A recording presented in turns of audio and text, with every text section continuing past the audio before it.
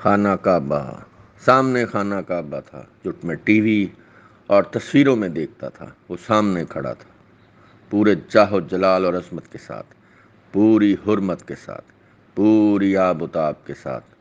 میں کہاں کھڑا تھا؟ جہاں انبیاء کے پیر لگے تھے۔ میں ایک بہت چھوٹا شخص اس قدر عظیم اور پروقار جگہ کھڑا تھا۔ کچھ سمجھ نہیں آ رہا تھا کہ کیا میں واقعی خانہ خدا کے سامنے کھڑا ہوں؟ کیا مجھے واقعی اللہ کے گھر کو دیکھنے کی سعادت نصیب ہو رہی ہے؟ اور پھر طواف شروع۔ رش تھا، میری والدہ، اہلیہ اور دونوں بچے ساتھ تھے، وہ بھی میرے ساتھ طواف کر رہے تھے، اور میری نظریں صرف خانہ خدا پر ٹکی تھیں۔ میں ناقابل یقین حد کی بھی حد سے اوپر پہنچ چکا تھا۔ کیا یہ میں ہی تھا؟ کیا یہ میرا ہی کنبہ تھا؟ پر میں نے تو ترکی جانے کا پروگرام بنایا تھا، اور خانہ کعبہ کا تو طواف تو میرے گمان سے بھی باہر تھا۔ لیکن اب کیا کہ میں اپنے پورے کنبے کے ساتھ طواف کر رہا تھا۔ میری والدہ جو 78 برس کی ہیں، ان کو یہ سعادت پہلی بار نصیب ہو رہی تھی۔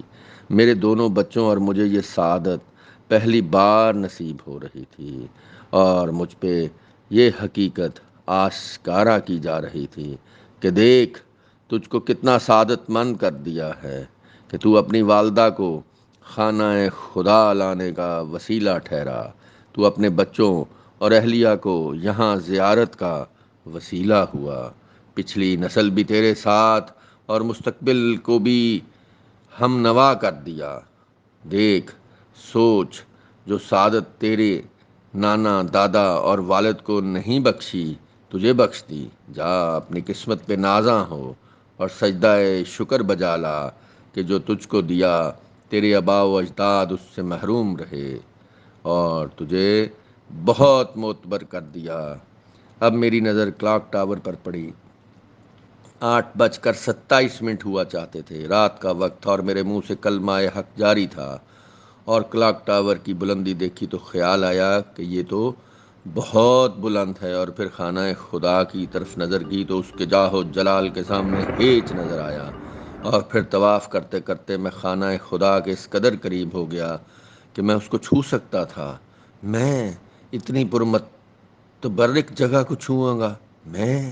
اور پھر بے خودی میں میرے ہاتھ اٹھتے چلے گئے، اور میں نے چھو لیا، میں نے چھو لیا، آہا، میں نے چھو لیا، دنیا کی سب سے متبرک جگہ کو میں نے چھو لیا۔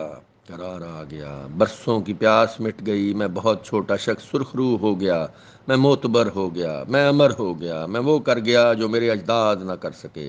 مجھے اس نے سرخ روح کر دیا، مجھے اس قادر مطلق نے سرفراز کر دیا، مجھے اس جگہ پہنچا دیا جہاں انبیاء کی دسترس تھی، اور جہاں انہوں نے ماتھے ٹیکے میرا ماتھا بھی وہیں ٹک گیا۔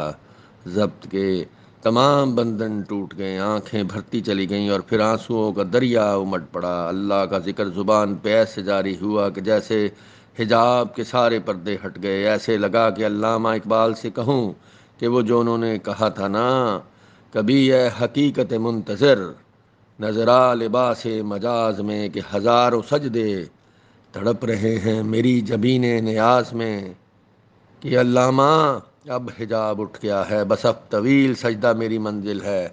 اور علامہ مسکرا دیے ہوں کہ گزرا ہے نا اس کیفیت سے، اب سمجھ آیا نا، کہے گا تو بھی کہے گا، شوق تیرا اگر نہ ہو میری نماز کا امام، شوق تیرا اگر نہ ہو میری نماز کا امام، میرا قیام بھی حجاب، میرا سجود بھی حجاب۔ مزید لکھا نہ گیا اور کیفیت میں رہ گیا۔